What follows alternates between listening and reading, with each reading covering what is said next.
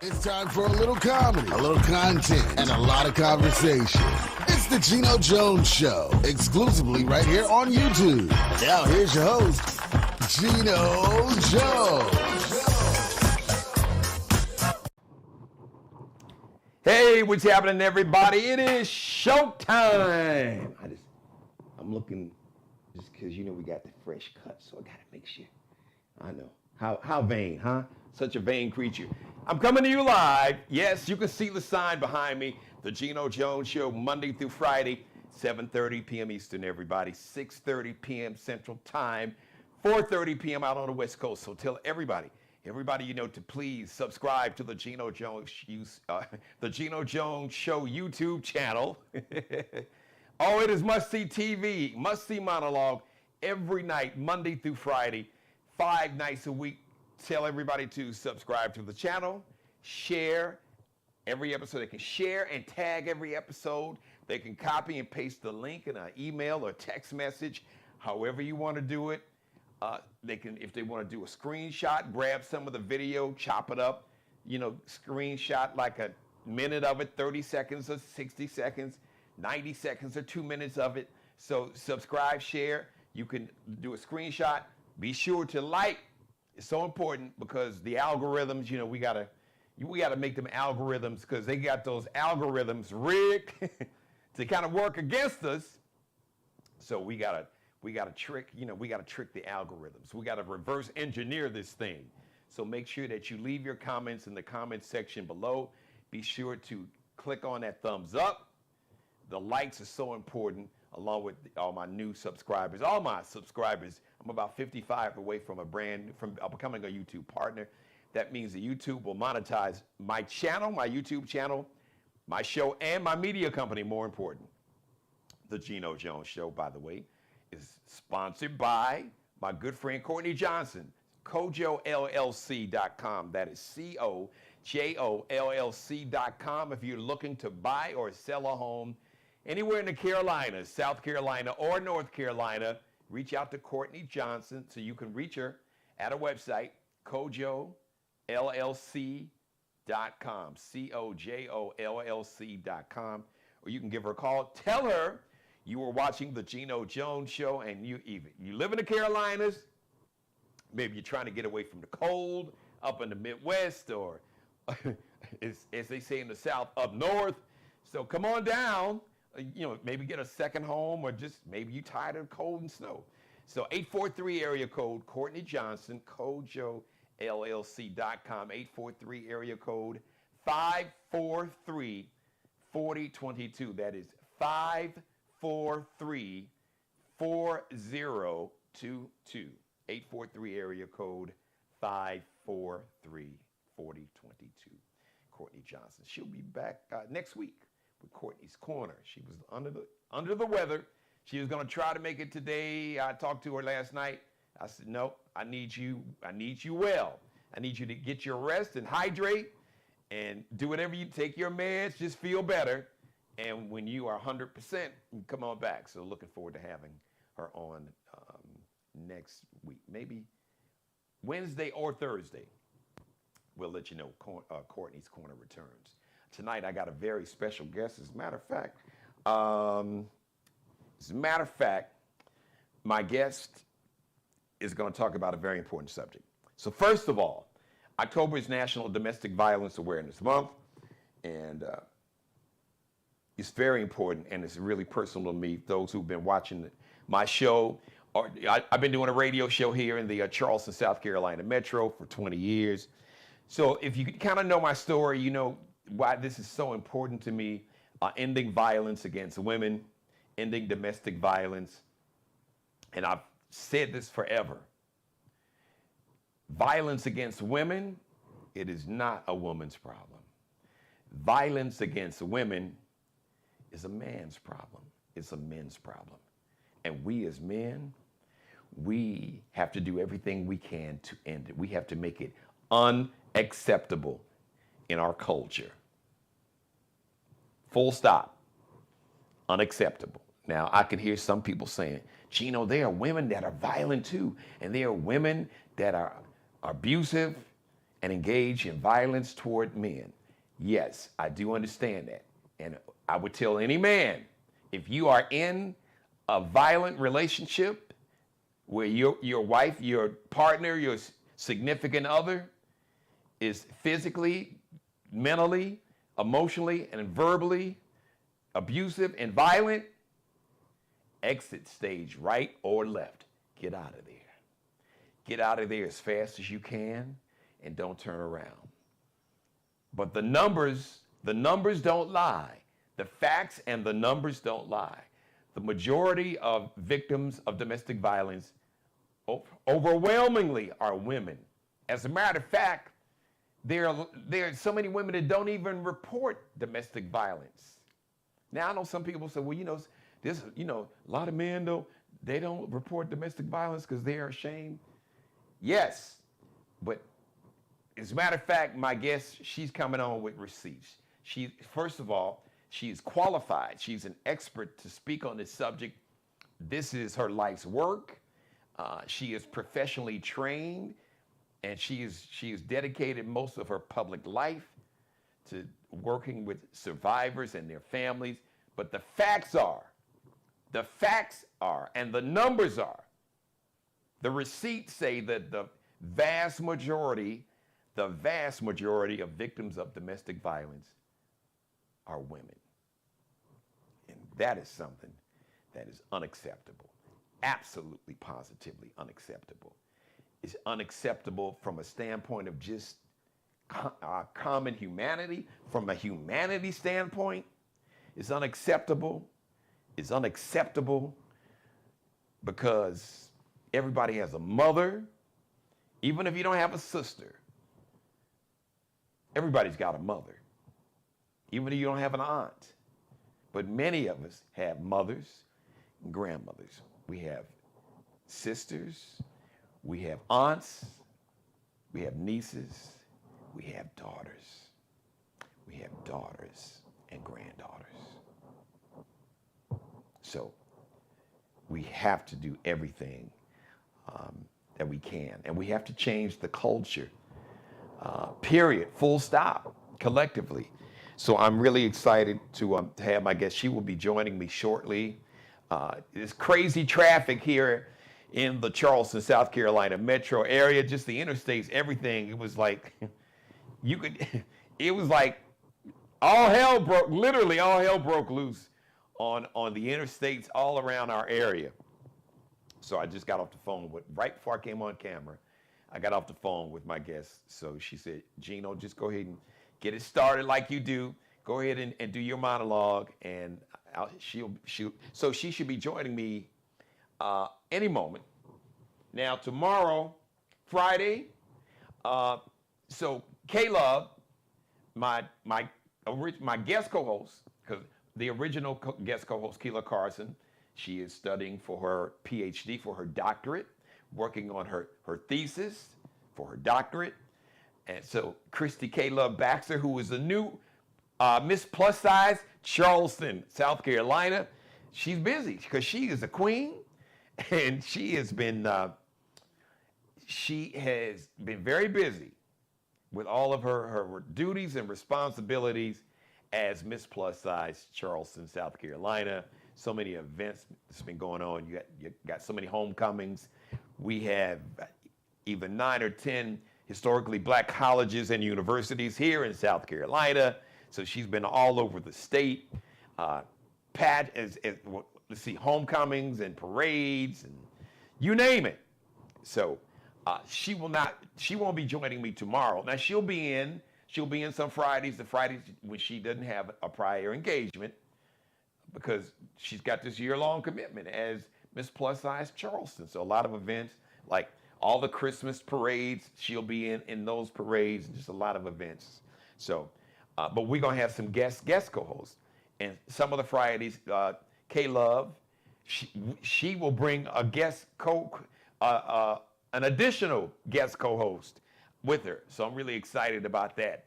We're gonna bring recording artists, new artists, old school artists, folks that's been around, actors, comedians, just everybody. We like to have fun on Friday. But tomorrow, my guest is going to be my legal expert, Sean Mitchell. I'm really excited to talk to him. There's a lot to talk about. I want to get his take on a couple things. You may have heard the story about, an NBA coach who used to play in the NBA won a championship with the Detroit Basketball Pistons, who was the coach of the Portland Trailblazers, Chauncey Billups, and a young man that's playing in Miami now, Terry Rozier.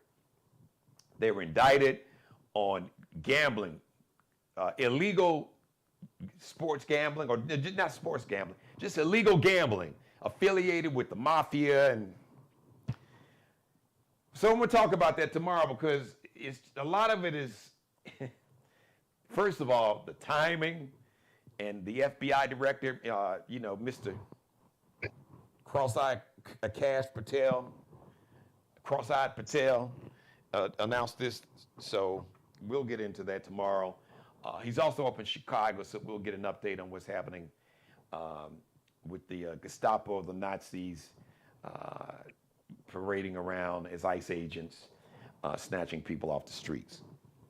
But like I said earlier, this month, October, is National Domestic Violence Awareness Month.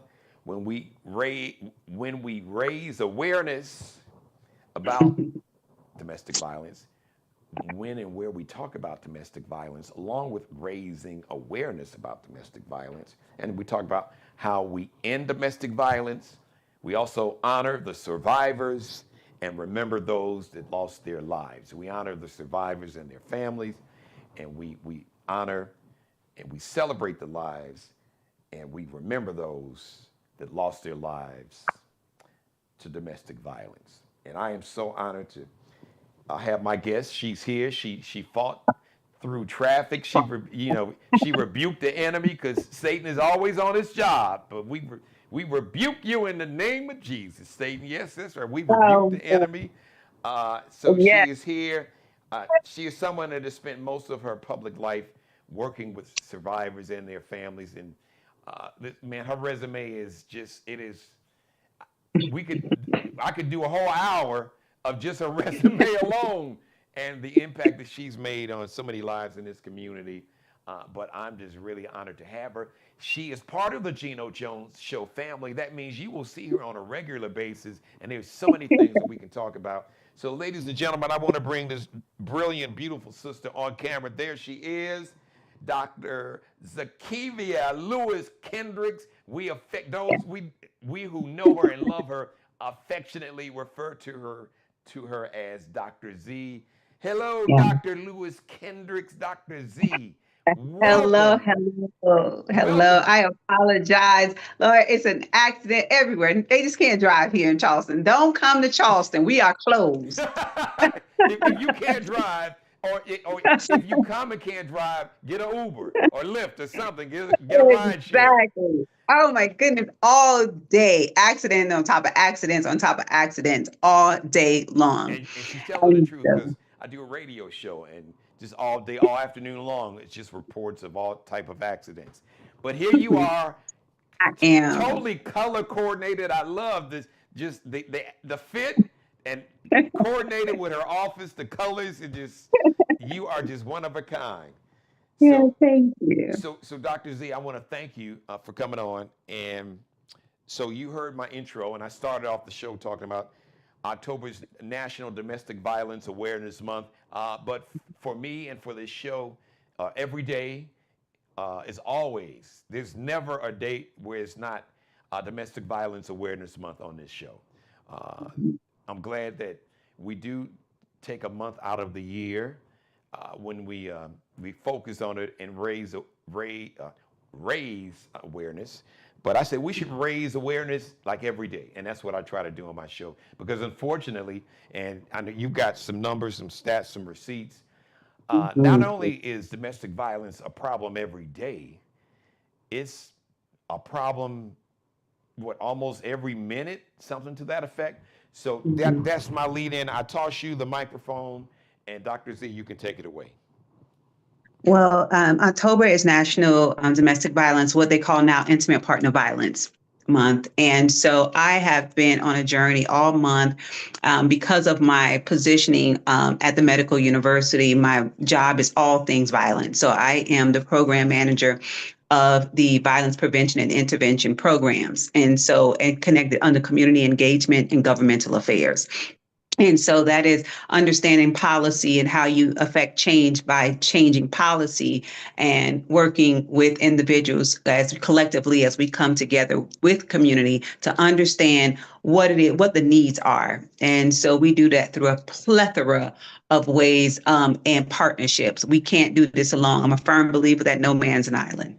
Dr. Z, Right. I want you just to go back for a second for our viewers, and we'll just break it down. And it's my grandfather and Joe Madison, legendary talk show host who's with the ancestors. He would say, put it where the goats can get it. We want to break it all the way down for the brothers and sisters in the barbershop and the beauty salon. I just want you to talk about, when you're talking about working on and writing and creating policy, tell everybody what that really looks like so they know exactly what that means, and then I know you'll get into how they can play a part in helping that. But because I know what it is, I just wanted you to explain it and just kind of break it down for the viewers what that shaping and making policy actually looks like. And so it's all about the data. It's the numbers that drives policy change. And so once you have the numbers, like an average crisis in South Carolina is 32,563 intimate partner violence. That's just in 2025.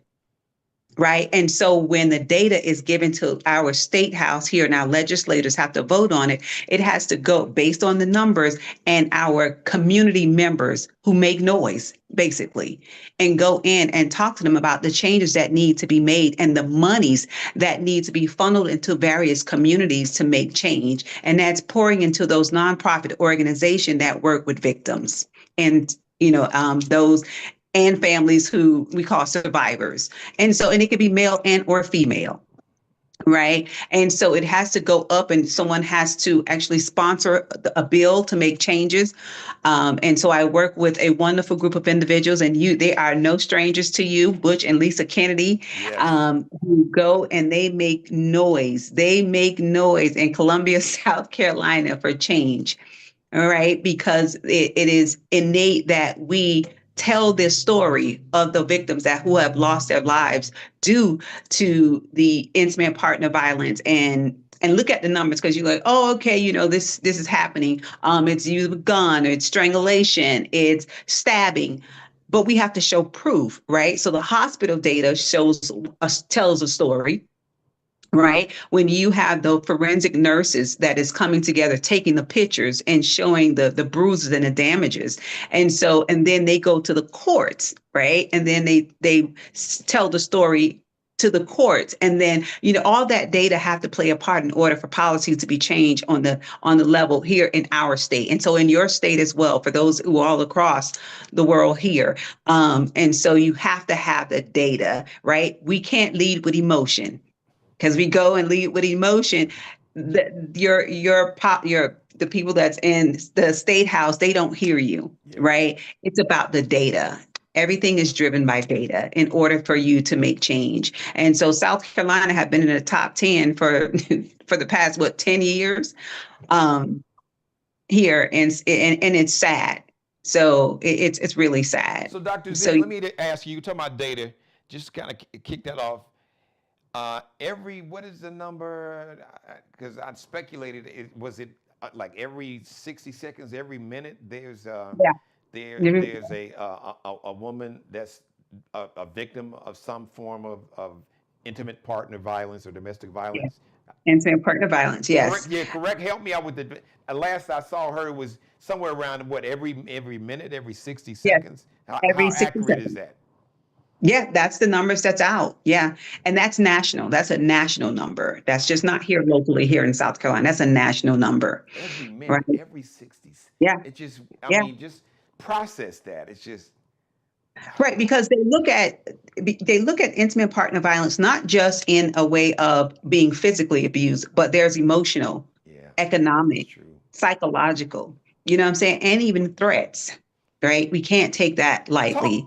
Talk about because you just listed like 4 or 5 different categories. And if you don't mind, Mhm. and take the time, break those down so we know what that looks like. So Mhm. maybe women is watching, they may be happening to them, but they don't really realize it because when you're in it, sometimes you don't really it you don't put two and two together. And for the men is watching, I want you to learn and listen if you are engaging in this behavior. And there are some men, yes, that are victims also. But break Mhm. down each, because you said emotional and economic. So if you don't mind, just briefly break down what that violence economically and mentally and emotionally, what does that look like? So we all know what physical. That means you come in with the black eye, the bust lips, it's the punching, the ribs, and some men have gotten very like I had a lot of stories with some. Unfortunately, this is a real story where I had a woman who was married to a pastor. Mm. Right? He would never hit her in her face. He would hit her in the rib cage, kick her in the stomach, areas that is covered so no one would see. Right? Mm. And so that is the physical part of it. And so then you have the sexual. Just because you're married, and that doesn't mean that that's your duty. If you say no and he forces himself on you, that is rape. That's right. No Right? means And so no. Full stop. no, Period. that is it. And emotional, when they are damaging you, not shit, you ain't gonna never be nothing. When they are badgering you and they damage your self-worth, and oftentimes that's why women stay. They don't believe that anyone else will want them because that's what they're told. Right. And it's all come from trauma, and it's years of trauma, and a lot of it starts in childhood when you talk to a lot of the young ladies who are in these relationships, and men. It's they fear of being judged or pressured by others as well. That psychological impact that they have. It's like it's fear. It's wanting to be that savior. I'm gonna love the abuse out of him. Yeah. Yeah. You know, and so we as women, we often feel as though we can change a person. And you can attest to this, a man changed because he wants to change, not because of anybody else. If you don't mind, I want to share one of the pearls of wisdom that my grandfather, Conway Jones, who helped Please raise me do. along with my grandmother and my mom, really, my grandparents raised all of us, including my mom. He would say, Hmm. Jeannie, he would point at his chest where his heart is. He would say, if it's not there, you can't put it there. Right? And you can't, you can pray, you can be the ideal, you know, you can give him all the sex he wants with as many women as he wants. You can cook his favorite meal. You can give him money. You can buy him. If it's not there, if it's not in a person's heart, you That's can't put right. it there. And speak to the economic part, because I don't. I think that's Oh, important yeah. that people understand how that can be manipulated. Financial constraints. Women have babies and they decide that the male say, well, you can just stay home, right? And then that's when the abuse, you have no money, you have no control over anything. They give you whatever they want to give you when they want to give it to you, if they want to give you something at all. Yeah. Right. And so the last thing that I did on Tuesday at the medical university, where I was a moderator, and I gave them an example of a patient that came to the hospital, or a victim, I should say, that came to the hospital. And her story was, I was in the kitchen cooking and he did not like what I cooked for him that day. And I knew it was coming. And I said to him, the scenario said, this is the young lady speaking, uh, let's just be happy that we have food on the table. And because she said that, she was talking back, he beat her. He beat her senseless, and she had her baby in her hand. She was able to put the baby down, but he broke her arm, well, he broke her wrist, broke her arm, beat her face. Her 16-year-old came in and tried to help her. Right? The 16-year-old was trying to get in his face. She was afraid. She protected her son and said, please don't, because she knew in the drawer that was closest to the close to the stove had a gun in it. Why would you have a gun that's in the kitchen? And she was praying that he didn't pull that gun out to shoot her. And she yelled, and he eventually he left. But the damage had been done. Her child had witnessed the abuse, the baby crying profusely, And then on top of that, when she came into the hospital, she said, I hadn't worked in 2 years. I have no money. I have nowhere to go.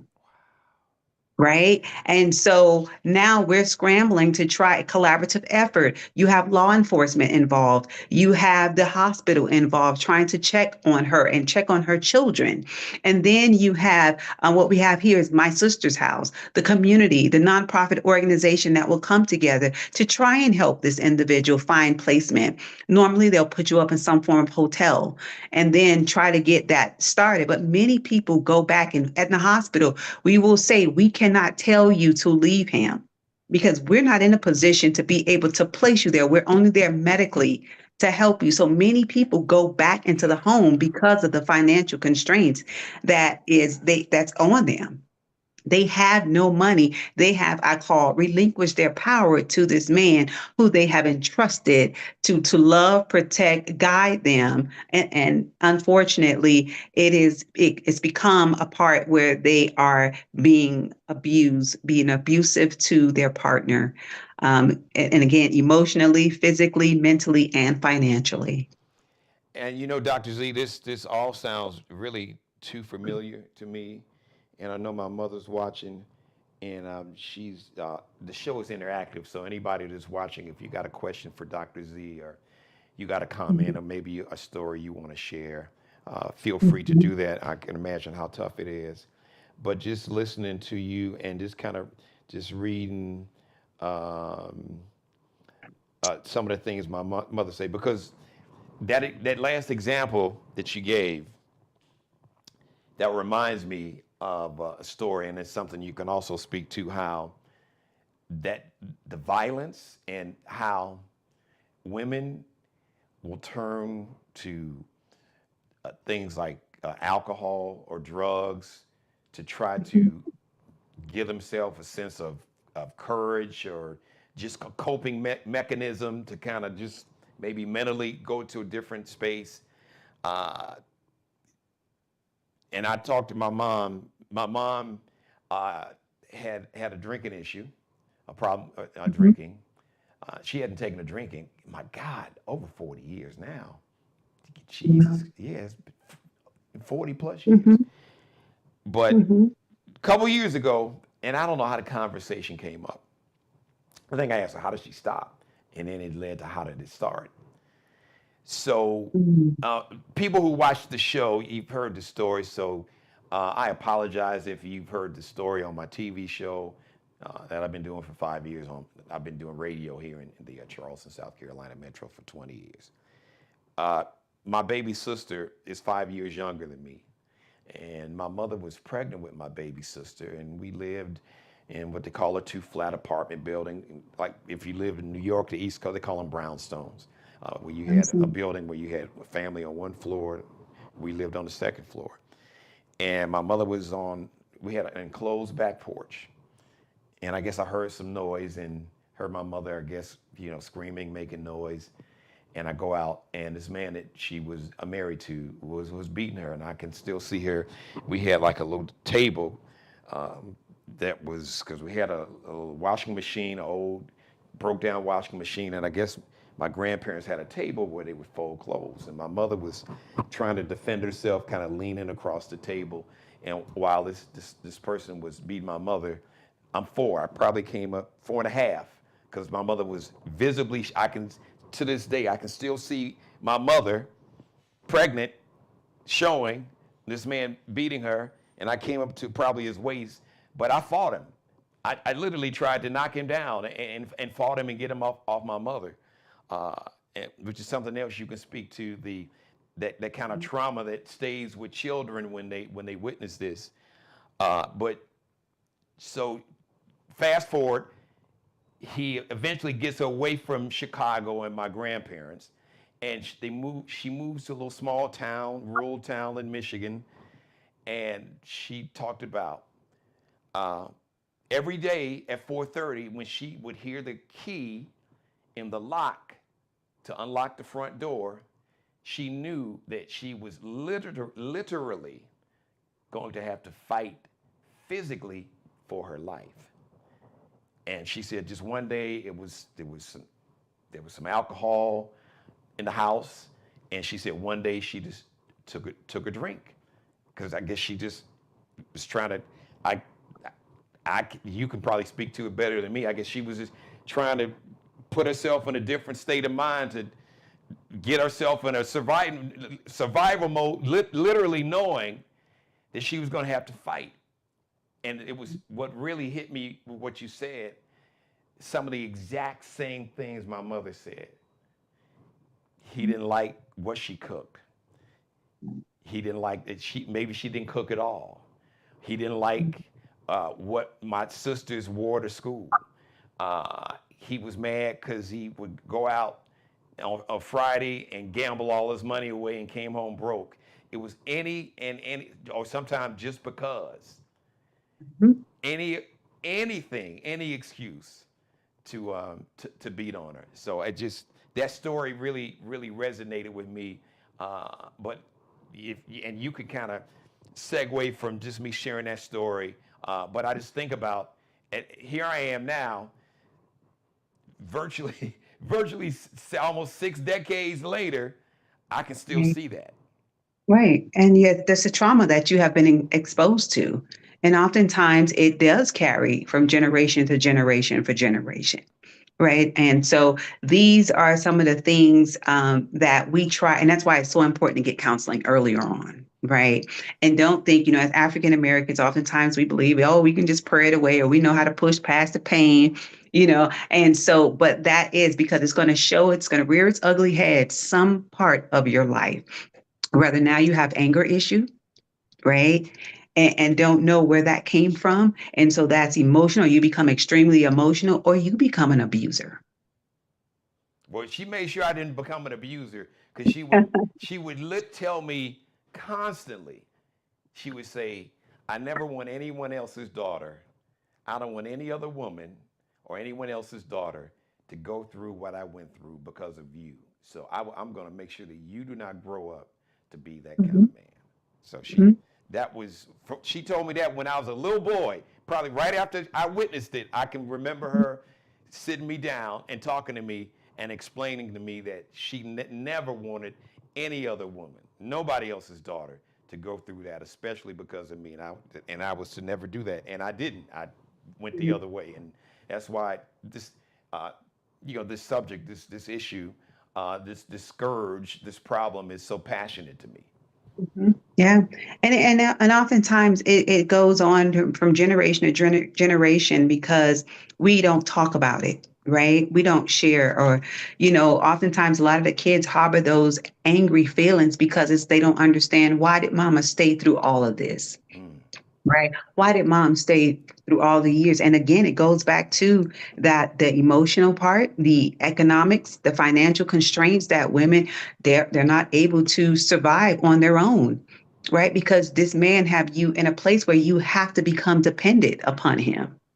And my mother she typed something earlier, actually, I was going to read. She talked about that's really, it's really about fear. Where are we going?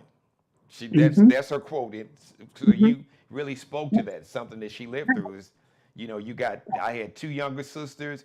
Here she is, over 100 miles away from Chicago in a little rural area where it's hard to find. And that's the isolation that men, the abuser, normally do. They move you away from your family, and you have nowhere to go and no one to depend on but them. And you're afraid to go out because you don't want to do anything wrong. You don't want to alarm anyone, and then you have the bruises all over you. So you try to cover it up with makeup. And so it's a cycle. Your kids are seeing this, you are living it, and where can you go? You can't go. I mean, look how long Tina Turner stayed, right? No, that's an excellent point. Yeah, and here she was, rich and famous, a global superstar and icon, and it goes to show you that you never know That's what right. a person's going through. And you pointed out something earlier, and I want you to speak to that. There's no profile. There's no type. Like if you look in a dictionary and you look for like a domestic abuser, batterer, there's no one type. It's all backgrounds. It all walks of life, just like everything else. It does not discriminate against how much money you have or how broke you are. It, No, it doesn't discriminate, yeah, and you an mentioned it was a abuser pastor. doesn't. I've heard Yeah. of judges, police officers. Mhm. Select you name it. Like you said, Mhm. every walk of life, unfortunately. And it's unfortunate that many of our officers, our police officers, that is one of the major issues that they have with domestic violence, Really, wow. because they take out their anger on their spouse. Mm, mm. Yeah.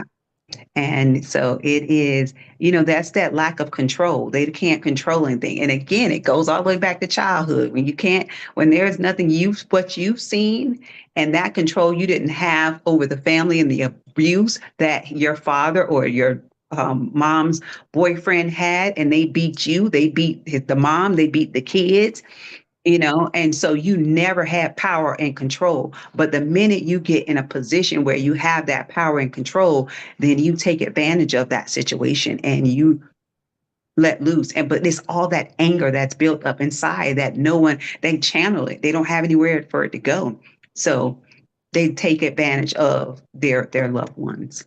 Dr. And Z, they I want you to speak to, well, no, finish your thought, and then I'll tell you who and what I want you to speak to.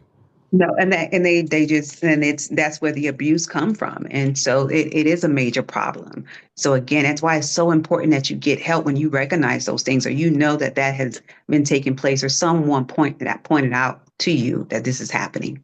Well, great minds think alike, because really the last thing you said about seeking help really led me to where I was going. I wanted you to speak, of course, speak to women specifically, and you can give us Mhm. those numbers. Like I said, yes, men are victims of domestic violence, but the overwhelming number, it's not even It's close, the women. overwhelming number of victims of domestic violence or intimate partner violence are women. And I'm sure that's underreported, because speaking of Right. fear, my mother just typed that in the chat room. Spoke of the Mhm. fear that she had to deal with, and that fear led to the issues that she had, uh, with alcohol, as that she was using as a coping mechanism.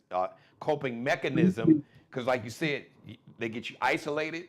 She's Mhm. hundreds of miles away from her home and her family, and in a little town where nobody knows you. Ain't no black folks. So she was a young woman in her 20s with two young girls. Just Mhm. so, what advice would you, and you do, because Dr. Z is a brilliant therapist. Like I said, this is her life's work is Mhm. working with survivors and families. Um, Mhm. so she's amazing. What advice would you give to women specifically? But what advice would you give to young women? Because I think it's even more of a unique problem for younger women. Even teenagers in their 20s, Mhm. because we're not even fully formed. Our brain is not even fully formed till we're about 25.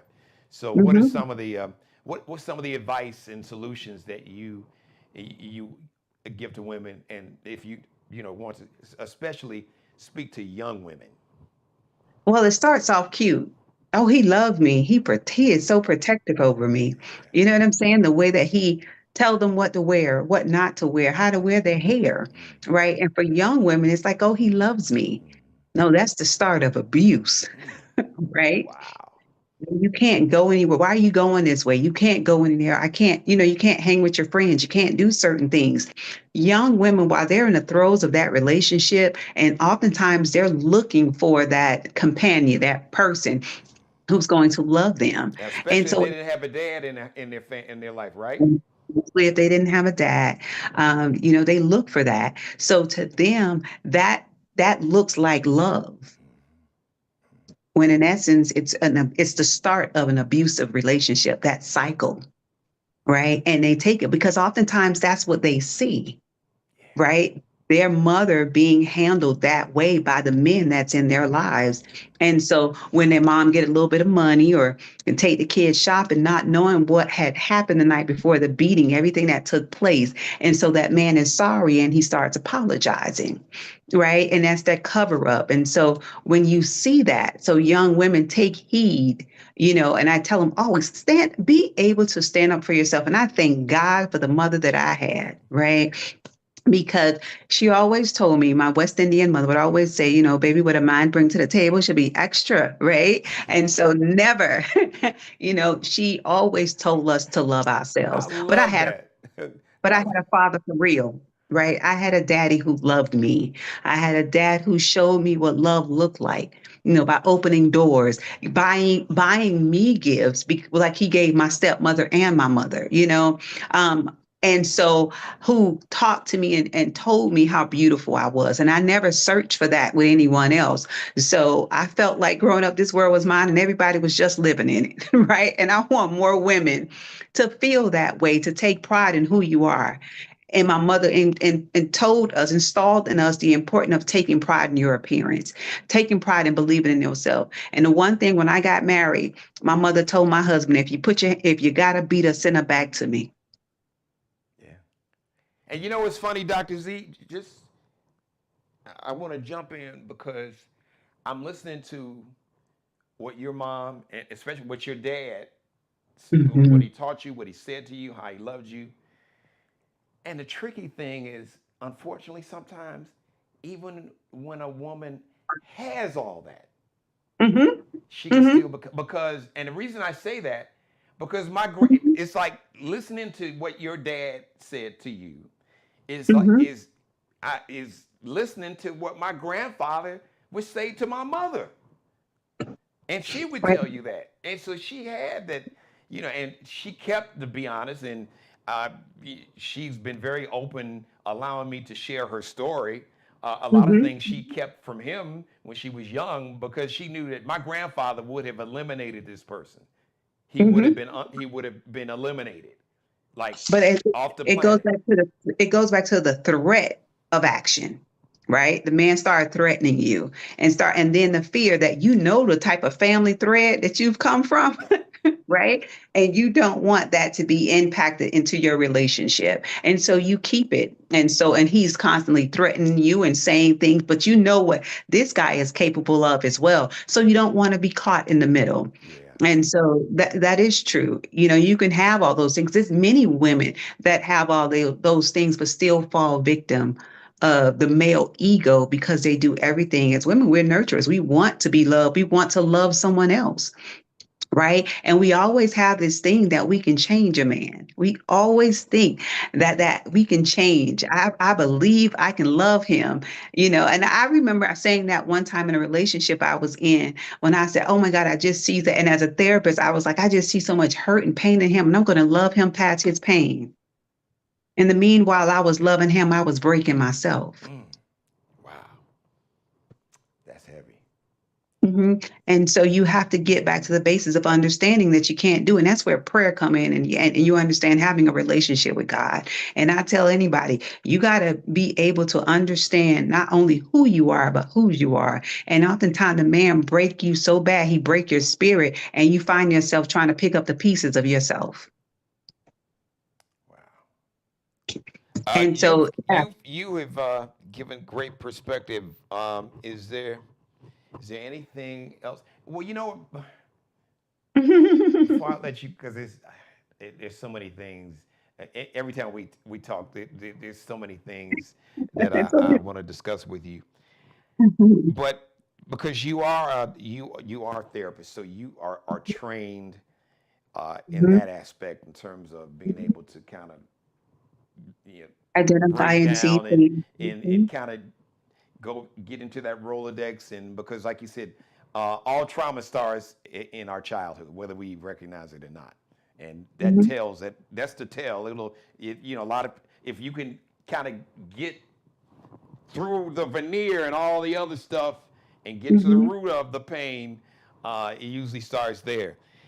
And Right. you probably done this. What would you say to men who may be watching this, and this is hitting them in a way because this is who they are, and the things that you are describing about what abusers do, they know this is them, or Yeah. maybe they're having an epiphany because in the moment, or maybe whatever trauma or dysfunction that they haven't dealt with, they engage in this behavior and they never really take time to for self-awareness and to kind of analyze and just be honest with themselves. So, if you've spoken to men who are engaging in this, what have you say, or what would you say? Someone that's trained like yourself. Well, it's I did some research too here in South Carolina, and it's 29% of men in South Carolina that have that's noted that it's been exposed to violence, intimate partner violence. And so, Is and that so what I seeing it, when you say exposed, you mean seeing it as a child or teenager? yeah, have been a victim and Oh, or been exposed. Yeah, okay. Because you're right. 29%. So the children, a lot of times, it's the mom and the children also. You made a good point. Okay, thank you. Mhm. And so that what I would tell that man is recognize when you are being abused, and more so with men, it's more verbal abuse from women. Right. It's not so much of a physical abuse, but that has happened. And, with and stabbings, young women pick up a knife and stab, and it's all because of anger. Right. Both parties are angry. But the common denominator is alcohol and drug addiction. And so they both they're belligerent and they're drunk, fighting, angry, they're fighting each other, and the woman become more of the aggressor. So And what do you it's say to the abuser? Is there anything that, that you could what would you yeah, say to the I abuser? tell them, recognize the sign. You are being, when they talk about that, I tell a person all the time, and I don't have many men because they don't come. They don't share out of fear or what the family's going to think. Yeah. But when they say certain things that, which I come home and she just cuss me out every day. Right. And again, men are put into situations today and nowadays where women make more money. They stay as well, but they cheat, but they stay.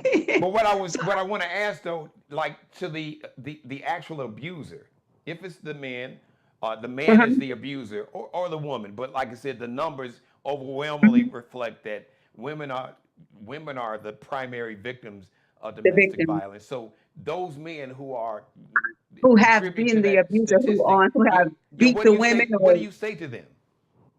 well, we've had those conversations as to how it got started. And oftentimes they say it's because of what they saw and the lack of self-esteem that they have. Okay. And so, and the anger that's inside of them, and they take it out because they need that control. So I tell them, well, let's find other ways. We're here, let's find other ways where you can have power and control over. And that is in yourself, investing in you.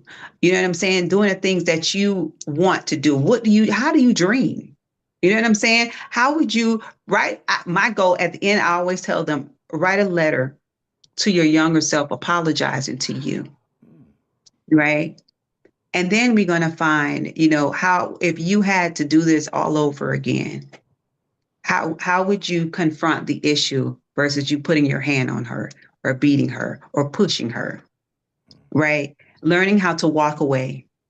Learning because when we're at our angriest, it's bad grammar, but it's good teaching. When we're at our angriest, we're at our stupidest. Yes, yes. No, you're right. And I'm sure there's like a biological function, isn't it? Because different parts of your brain Mhm, are activated. mhm, Uh, mhm, Joy, kind of stimulates and releases mhm, endorphins and the dopamine. And I'm sure the mhm, anger kind of releases things mhm, like cortisol and a different part of your brain. mhm. But oftentimes they do, some, not all, the ones that I have been privileged to counsel have been very remorseful Mm. about it happening. And in that moment, but again, it's what they saw. And it's and the environment that they were brought up in, that was okay because that was looked at as a form of love. If I knock her around, and she'll know that I love her. That's that form of love. And again, that's our society telling us it's okay. Right. Here in South Carolina on the books, what they were able to do, what, take their wives on the state house stairs and beat them on a Sunday? That was law? That here in South Carolina, absolutely. Oh my Look God. it up. I believe you, but I didn't know that. I know the state's got some really backwards ass law, but that's the first 20 years I'd never heard. What? Yeah, Oh my yes. God. That was, and so some of these things, these teaching, these lessons, these things go back from generation to generation to generation based on the state that you're in. Mm. Wow. And so it is sad. So it is a generational curse that need to be stopped, but it can't be stopped unless we address the issue and get the help that is needed in our communities, right? And so we go into communities, we give them food, we give them additional resources, but that mental health and the things, the trauma that they have been exposed to carries through. And I was at a convention with Sarah Jakes, and I forget the lady that spoke and what she taught. She taught us so much when I was in her session when she talked to us. And she said that trauma is birthed through the canal in our body. It passed through generation. As women, we hold it in our womb. Mm. And there is, Doctor, speak to this. You and I talked about, I think I mentioned it to you. I know you know about it. And I've talked about this on my show.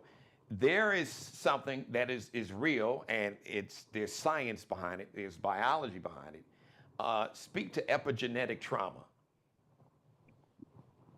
It's passed from generation to generation. It's held in the wound of our bodies as women. We pass that thing down to the next generation and the next generation, and it's something that triggers it. And if you don't stop it by addressing that issue, it goes on for generation to generation. Whether you talk about abuse, you talk about rape, the trauma, and if you look back to all the trauma that we have passed down from our ancestors to today. Oh my God. And so 400 plus years. Jeez. right. Our ancestors till today, and it's in our womb as women. We have been raped, we have been abused, we have been misused. And again, we hold that. Normally we have our babies, we're holding it down. We pass that trauma down. And I didn't know that. You educated me. I knew that it was passed down through DNA, but I Mhm. never knew. I didn't know that the woman actually holds that trauma in her womb, and that child, that unborn child in the womb.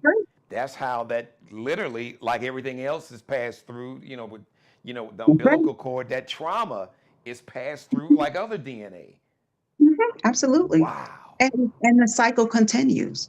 And Mm. that's why we have our male and females are that way. And then when you don't have that male in the home, or you don't have that male figure around to be there, or you do have that and you are constantly holding on and looking for that love, you know what I'm saying? That abuse. And just like when they talk about the rape victims, I tell anyone, I almost guarantee, and it is research, when a person have been raped, it's almost, you can guarantee that their mother was raped or touched inappropriately in some form of her life, or grandparent. Mm. And you interview any person in their lineage, it'll tell you. And so again, we never talk about it. So when does it stop? Well, thank you for talking about it here. All right, Dr. Z, I'm going to let you out of here. I know it's been a long day, but before I let you go, I want you to speak to the women. And men, we're not leaving you out of this, but this No. is, listen, I, we have to tell the truth and shame the devil. That's what we do. Mhm. Everybody watching this show, that's what we do. And Yeah. we can do a whole episode for men, but I just want you, and you can say, well, yeah, it is personal to me, but I still know Mhm. that the vast majority of victims of intimate partner violence, as Dr. Z Mhm. said, or domestic violence, are women. And as a man, I think it is abhorrent and is inexcusable. In spite of Mhm. whatever epigenetic trauma that is passed down, Yes. we as men, as a community collectively, but we as men have to hold each other accountable. And I've talked about that so many times. But I want you to speak to any victim. But I always think, because I'm a dad and I got two daughters.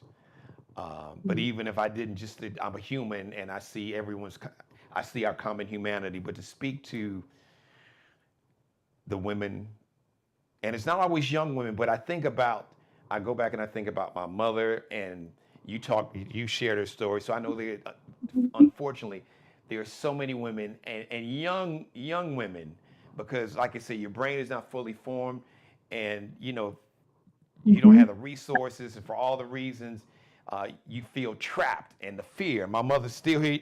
My mom is in her 80s, and she just talked about the fear she had all these years ago. Mhm. So I want you to speak to those young women who may feel trapped, like you said, who a man told you that you ain't shit, you ain't never gonna be, there ain't no man gonna want you because you got these kids, Mhm. all of that. You dumb, you fat, you skinny, you ugly, all of that Mhm. emotional and mental abuse, all those things. Um, Speak to them and let them know that as hopeless as it may seem, and with the fear and anxiety, and you may not have the resources or money, that there is hope. And Right. speak to that hope, and maybe give them some tips, instructions, or maybe how they need to just uh, chart out a plan. Yeah, yeah. You have to have an action Speak to plan. that. Yeah, speak to And that. so All that. remember, even when you go to, if you try to leave, if, talk to someone, tell someone, you don't, there's always a code word that can be used, right? And so oftentimes when the women can't leave and the police come there, they ask, what is a code word, right? And so they used to have a commercial where you call the pizza place Oh and you wow. say a code word, and the pizza place, they will call the police for Really? you. I didn't know Yeah. that. Wow. Yes. Yeah. And so these are certain, little things that you can do, but you have to have someone that you can trust to tell. Because oftentimes, like I said, you can't do this alone. You can't leave alone. I mean, you got to be truthful about that. I know many people are afraid to leave. Many people can't leave because financially you can't, but you have to put a plan together. If you don't do it for yourself, do it for your children. Right. And so finding someone that you can confide in, even if you can write a letter and give it to and put it in your child book bag, or you know what I'm saying? Or something to be able to have, to tell someone that you need help, but a professional have to help you. A lot of women can't leave on their own. So going to a shelter, like a place that will protect you, like here in South Carolina, you have my sister's house. Now you have, Butch and Kennedy, Palmetto Hope Yes. Navigational Center, that they have places where women can actually stay and live, And even to with be their able to children, provide they can. themselves It's like and they their can bring their children. children. Yeah. And we have other outlets, but you have to be honest. You have to be honest with yourself, because oftentimes we try to protect our abuser, Mm, right? Because of that word called love, yeah. right? And afraid. And mental health is real. Mental illness is real. And so if you and this person, if you want to help them, you have to get help yourself, right? It's like putting that oxygen mask on. You got to help yourself in order for you to help That's someone true. else. And you put that mask on you before you put it on your children. You're right. Yeah. So you got to be able to find your local shelter or local women's place that specialize in this area, because at that point they will have groups. They can help you find shelter. They will help you with employment. These things are embedded in these nonprofit organization that is specifically for women and children to help them. And so, and for men, there are shelters. There's place here. We have it's a father to father initiative here in South Carolina that they help with child support, but there's other avenues and other areas that they help men in, because men are bound as well, Yeah. right? And they depend. You have these men that just find women because they need a place to stay, Yeah. right? And so that anger, but again, drug and alcohol also plays a major factor. So you have self-esteem and others, low self-esteem. You have that trauma from generation, the generation that's being passed down. All these are factors that plays a part in women and men staying and continue to be abused, or the start of an abuser. And so I would tell them again, make a plan, make an exit plan to be able to help you and your children. But find someone that you can talk to and don't be afraid to talk to them. And that's the problem. Many women don't want to share because that person will come back. You know, a young lady that sat across from me, and she's an older, I call her a young woman, but she's in her late 60s. And the only reason why she got away is because he died. What does that Right. plan look like? Could you, you know, and Right. you know, And just briefly, if you don't mind, what for those women or even men, what is that plan? Because I you, could imagine when you in the throes of that, it's like, okay, she Mhm. said I need to have a plan. What kind of plan? What kind of plan can I have? What does that where look can my like? where can my kids go? Where can my kids run to? You know what I'm saying? Put a bag somewhere under the house behind a garbage can so you can grab something to go. You know what I'm saying? If you call yourself wanting to run, because many women try to leave and they leave with nothing. You know what I'm saying? Have a bag packed and put somewhere where you can go back and get. Number I like one, that. that's another thing, I right? like that. Number two, have a telephone, someone that you can call or your kids can call, have it tucked away somewhere that you remember, because we don't remember telephone numbers nowadays, right? Because we have that cell phone. Hmm.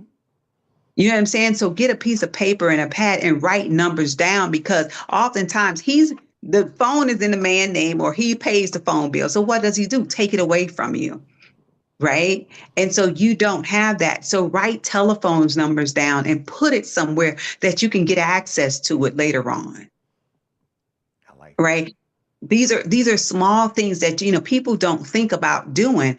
But if you're trying to make an exit plan to run, you got to have these things in place, because in that moment our adrenaline is going, thoughts going, we can't remember nothing, you can't do anything, right? Because you're running for your life. And again, we're in a day and age where we rely heavily on technology. That's true. Thank you. That's why I asked you. That was so important. Thank you for sharing that. I Hmm. hope I hope this is really helping somebody because, Yeah. like I said, when you're in that, when you are in that fight or flight mode, and Mhm. you're just trying to Absolutely. survive the moment. Hmm. As Hmm. like you said, as my mother said, when she heard that key in the lock, she literally knew, okay, I'm gonna have to literally physically fight for my life. And Hmm. Hmm. when I heard that, it just it was like a knife. It stabbed me, and it was like somebody carved something. It was just I was And hurt. alcohol I numbed was her. The angry. alcohol numbed her. Yeah. Hmm. Yeah, it numbed her. And so these are just little things. I can go on. It is so many things that we can talk about and discuss for this. This is a major issue, but intimate partner violence can be stopped. But it starts with not keeping secrets, because we hold on. We have to talk about it. We have to share, and we have to uplift our young women and not tear them down, because even it starts in home. Even the mom did, they dismiss their kids, they talk down to them, and so women go out there and looking for love, and because they've heard the negativity so long, it's okay when a man say it to them because that's the norm. Yeah. Right. And so it starts with us. We have to stop. We have to break that cycle. You can't talk at your kids. You got to talk with them. You have to listen. Right. And don't make them comfortable with that type of love. Wow. I told you guys, Dr. Z, she is amazing, ladies and gentlemen. Uh, all right, on your way out, for those who may be in the Carolinas and South Carolina specifically, uh, Mhm. for those women, families that find themselves in that desperate situation, could you share the phone number? Like we said, Lisa and Butch with the Palmetto Hope Network, they have a facility, my sister's house. And if Mhm. I think there's like a nationwide hotline for people who may be watching across the country, Mhm. women who may find themselves in that situation. If you got some contact information, if you don't mind sharing that with the viewers. I do. You know what? And I printed it and did not bring it. And so we have my sister's house. You can just Google, look at my sister's house. I don't have the telephone number off the top of my head, but Tasha Connor is the director of my sister's house. Okay. You have Lisa and Butch Kennedy, who is the Palmetto Hope Hope Network. Network. Hmm. And so, and they can be, if you just Google Palmetto Hope Network, if the police come out, they have victims advocates that come out on behalf to help you and assist you. Okay. And they are trained in the area to be able to help you. But 9 times out of 10, they link you back to those two areas. And then, of course, if you have to go to the hospital, we have nurses and social workers that would be there and provide you with the resources that you need. And at the hospital, we do have a resource booklet that we give, Oh, good. right, to them. And then again, we call the shelters and we be able to link and place them there. And the social workers work diligently to try and help the victims and their children to protect them. We do an overall scan and we try to do whatever is necessary and get other physicians involved. And Dr. so, Zakevia Lewis-Kendricks. I mhm. love your first name, Dr. Z. Dr. Zakevia. How did what I'm sure there's an origin story behind your name. I think I asked you that. I think you told me. Share that with our viewers.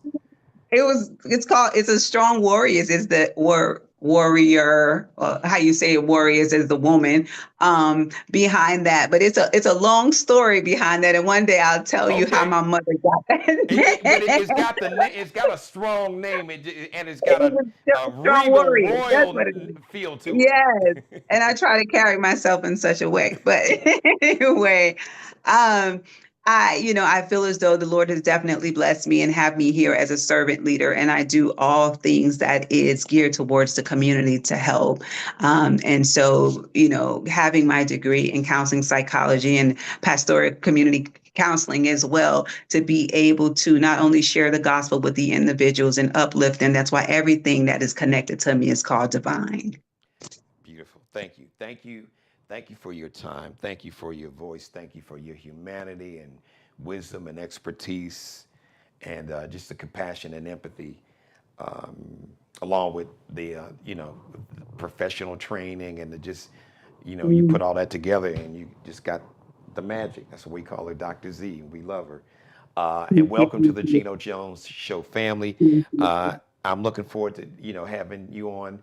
Uh, yeah, Dr. Z is gonna have her own segment, her own feature. yeah, A couple yeah. times when she's available because she's got clients and really busy. I Her know. own practice, a lot going on. But she Yes. took time to do this, and Hmm. pretty soon, I don't know, maybe our next conversation. I'm producing my show in real time on camera.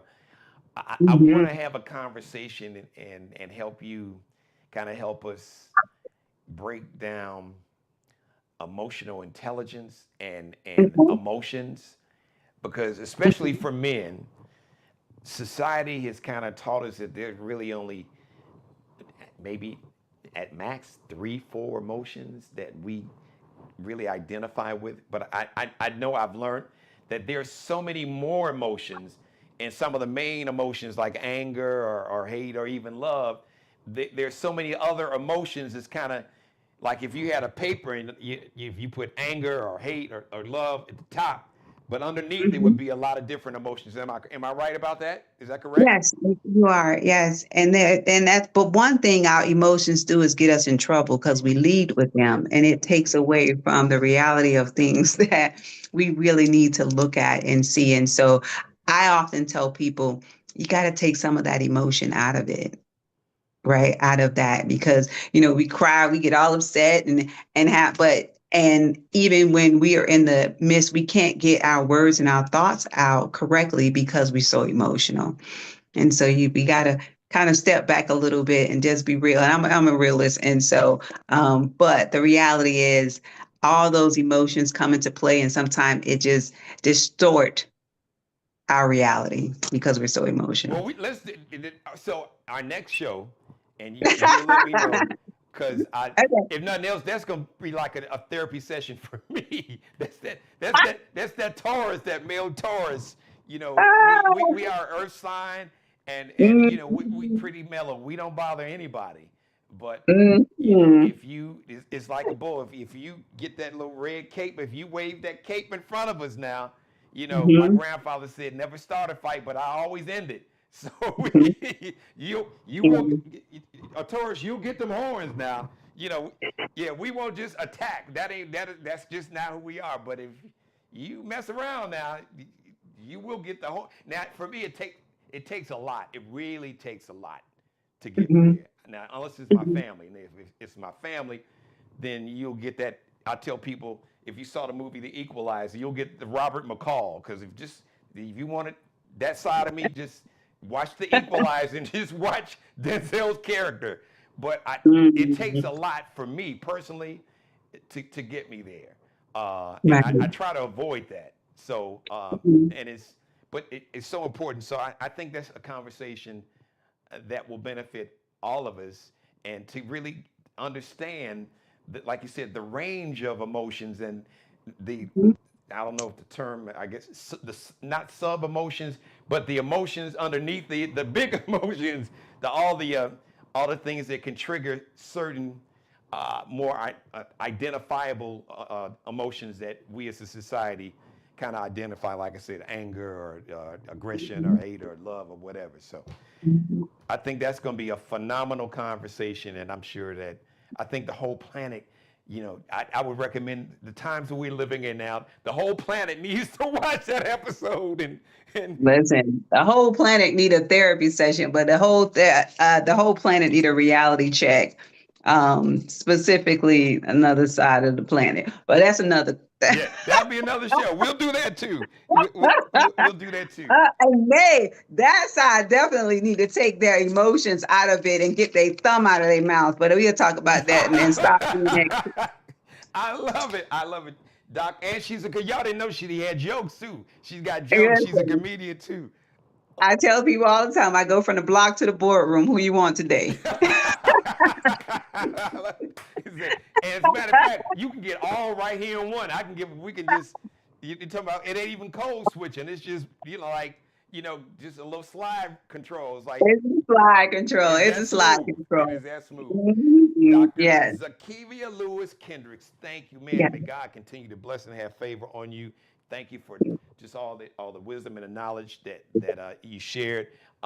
If you missed any, please go back and listen to some of the things that Dr. Z talked about. I'm sure that there's somebody.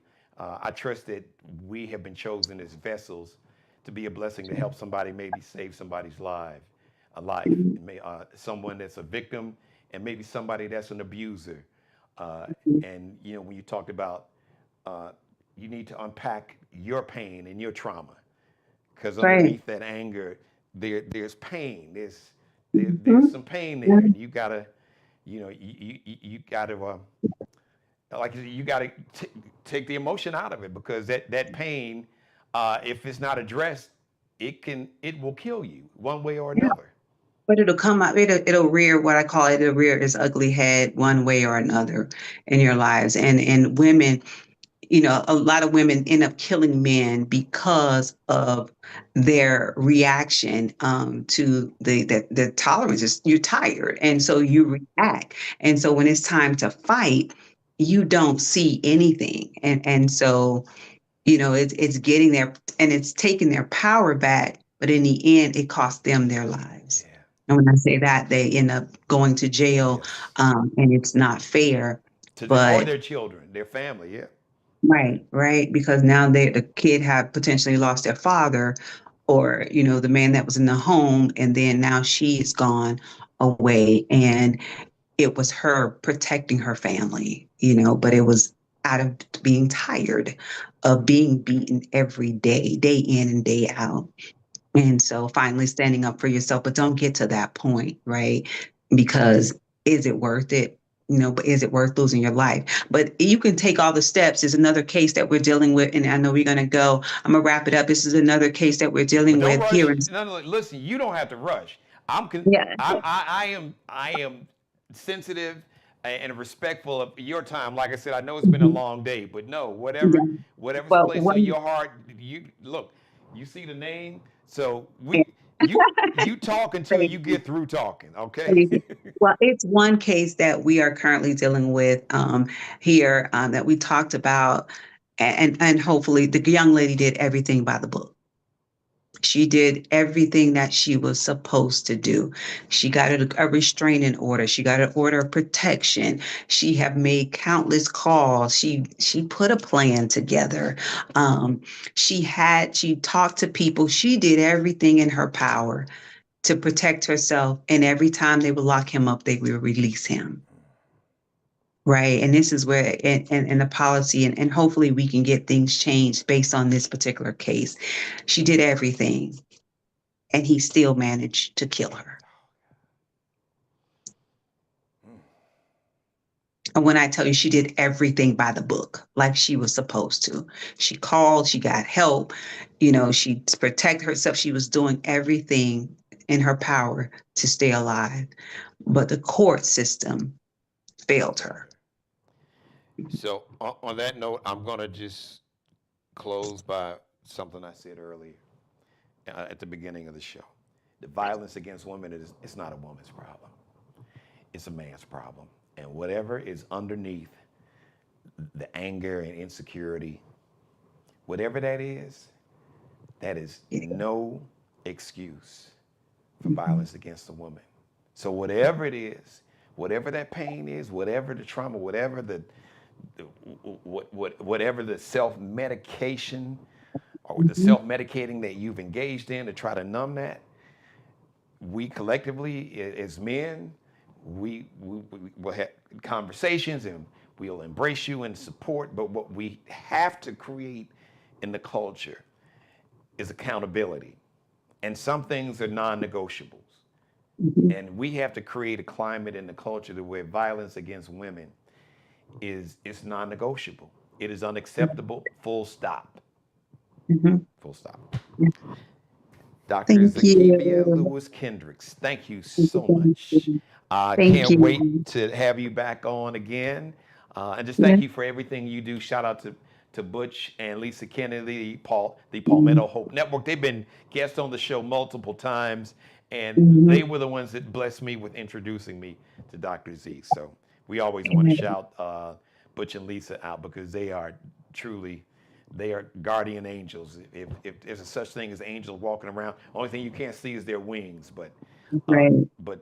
their life's work and their spirit is. You talking about being a servant? They They definitely that. along with you, yeah, they are the walking epitome. They Yeah. don't talk it, they live it. They are the walking Right. example of what it looks like to be a servant, and so are you. So thank you, Dr. Z. We'll see you Yeah. soon. All righty. See you next month. Thank you. Talk Great to you later. job. Great. All righty. We're Uh, gonna get you. You gonna have your own show here on YouTube. So when you get big and the networks call you, I know, don't forget right? about You said family now. Thank you. Thank Get you some you. rest. Talk I to know you it's been a soon. long day. Oh yeah, I'm gonna get on this road and tackle it and go on back. I'm in my office now, Okay. so I'm gonna All right. leave. Talk to you All later. right. Drive safe. All right. Thank you. Thank you, Dr. Z. Dr. Zakevia Lewis-Kendricks. Thank you for letting me be a part of your life. As always, God bless each and every one of you and especially you. Please subscribe, share, subscribe to my channel, share this in every episode. Please like this and every episode. Leave your comments in the comment section. Monday through Friday, we are live, 7:30 p.m. Eastern, 6:30 p.m. Central Time, 4:30 p.m. out on the West Coast. The Geno Jones Show, brought to you by CojoLLC.com, CojoLLC.com. Courtney Johnson, if you're looking to buy a home, buy or sell a home in the Carolinas, South Carolina, North Carolina, you can go to that's Cojo LLC, CojoLLC.com, CojoLLC.com. Or you can give her a call. Tell Courtney you were watching the Geno Jones Show, 843-543-4022. 843 is the area code, 543-4022. Shout out to Markel Bailey, the official barber and hairstylist for the Geno Jones Show. Check him out on Instagram, on IG. Kel, K-E-L-B cutting up, K-E-L-B-E-C-U-T-T-I-N-U-P. Allie Jones, the official wardrobe consultant and stylist for the Geno Jones Show. Check her and her Lexi Jones collection out on IG or Instagram. It's LX.NCL_. Allie Jones, LX.NCL_. The next live edition of the Geno Jones Show is going to be Friday. Big show Friday, as always. Every show is a big show. Great monologue. Once again, thank you to Dr. Zakevia Lewis-Kendricks. So you will see Dr. Z, as we affectionately refer to her as Dr. Z. She will have her own segment, so you'll see her a couple times a month with her own feature, special segment, her own segment. Thank you for watching, everybody. I love you. Love yourself, because you can't love anybody else until you love yourself. Subscribe and tune in to the next episode of The Geno Jones Show, exclusively right here on YouTube.